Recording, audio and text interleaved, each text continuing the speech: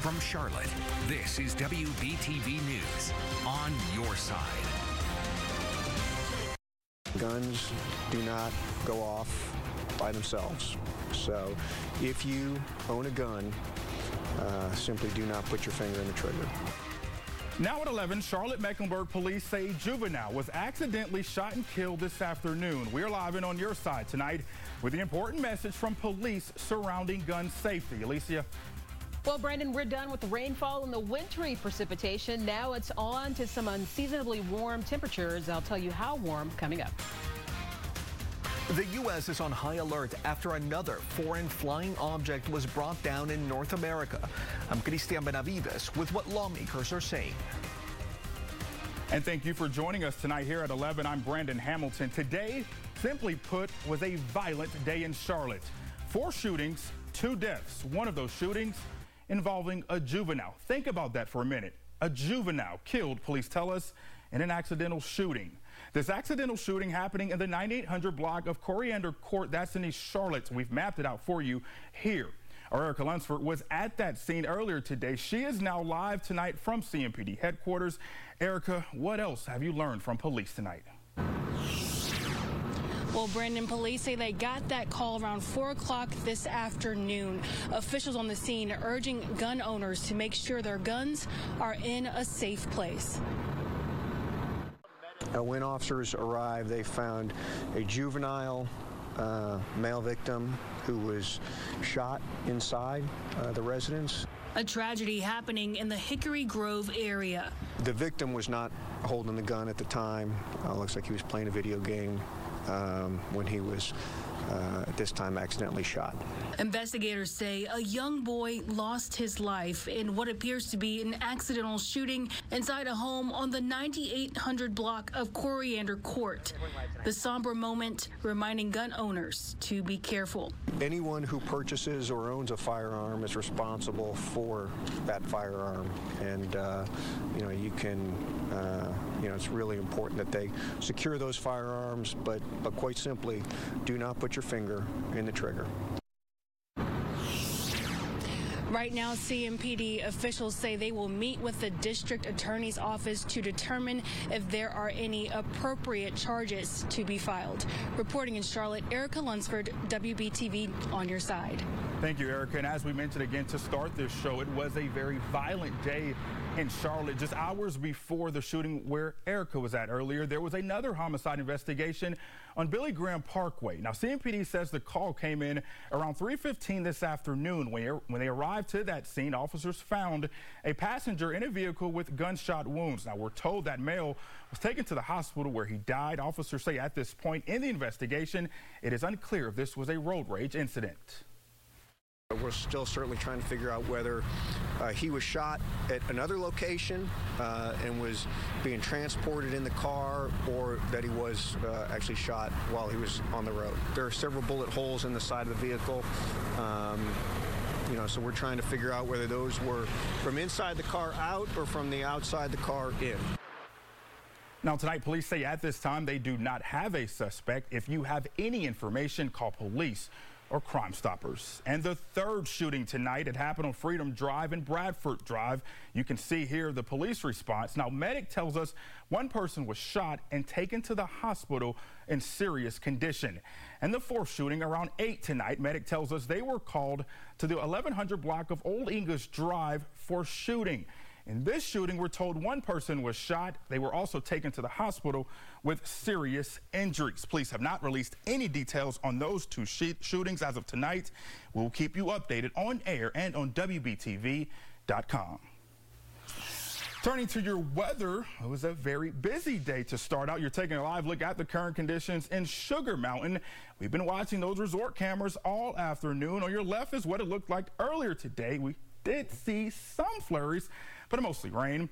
I'm here in the First Alert Weather Center right now with meteorologist Alicia Wilson. Alicia, you know, cold temperatures, rain, some slippery roadways, and tonight approaching that work hours. I'm sure a lot of people wondering what it's going to look like in the morning. Well, Brandon, we have some much nicer weather headed our way. It's been a nasty weekend for us with the cold rain across Charlotte, the rain, the sleet, the freezing rain in the mountains, and eventually it turned over to some snow or changed over to some snow. It was around 3 o'clock this afternoon that we saw that quick changeover, but didn't last very long at all. We saw anywhere from 1/4 of an inch to 1/2 of an inch of ice in some spots. But now this area of low pressure, it's continuing to rotate up the East Coast, and with it, it's taking that precipitation right along with it. We're already seeing some clearing out there, but look at these rainfall totals. Some spots, so almost 3 inches of rainfall once you got into Iredell County, a little bit farther north, heading towards Catawba County, and just into the foothills as well.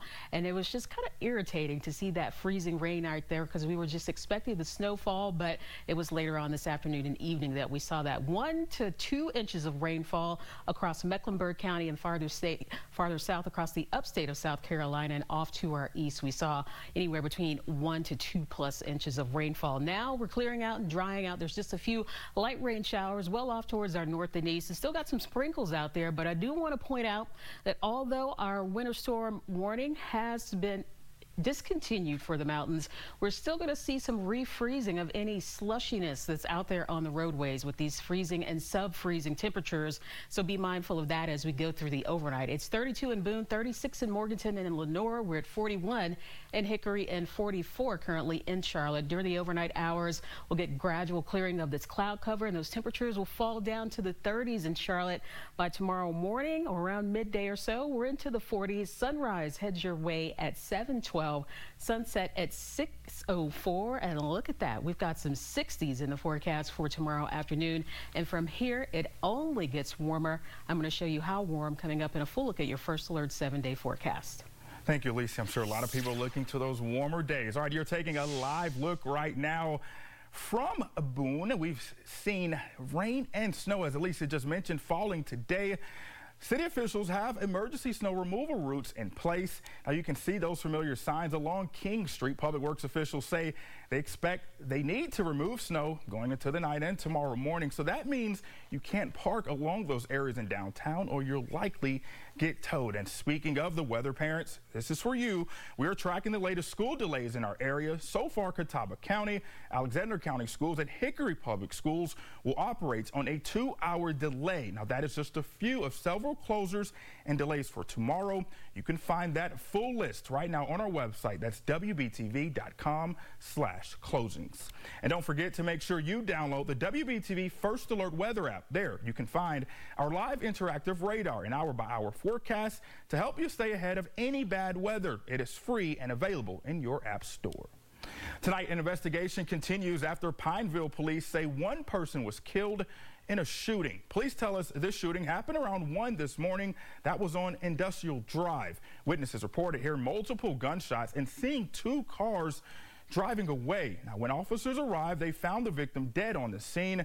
As of tonight, police say this shooting does not appear to be random. And tonight at 11, a scary situation overnight for students at Catawba College.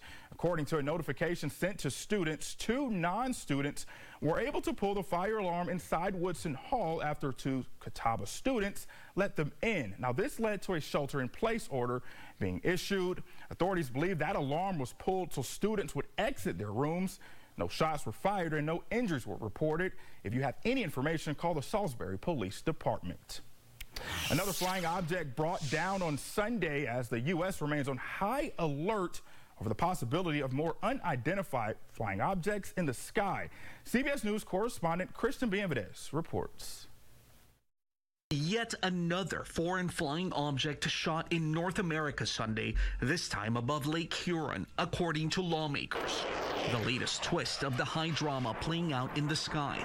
It comes a day after an American aircraft under orders from both Prime Minister Justin Trudeau and President Joe Biden brought down the foreign flying object in Canadian airspace over the Yukon. it represented a reasonable threat to civilian aircraft. Success. That incident also a day after President Biden ordered the takedown of a foreign object in Alaska on Friday. The wreckage sits on sea ice, and investigators are braving freezing temperatures and working with limited daylight. The object was flying at 40,000 feet, according to U.S. officials. The predominant concern by the president was a safety of flight issue at that altitude. Last Saturday, that suspected Chinese spy balloon was shot down after it went over the ocean near the Carolinas. It had already made its way through the continental U.S. The Biden administration said it waited to shoot it down over concerns for civilians on the ground. Republican Congressman Michael McCaul says the balloon went over 3 nuclear sites. I think if you look at the flight pattern of the balloon, it tells a story as to what the Chinese were up to as they controlled this aircraft throughout the United States. The incidents have prompted lawmakers to ask for more details from the Biden administration. Little is known about the most recent objects shut down. Christian Benavides, CBS News.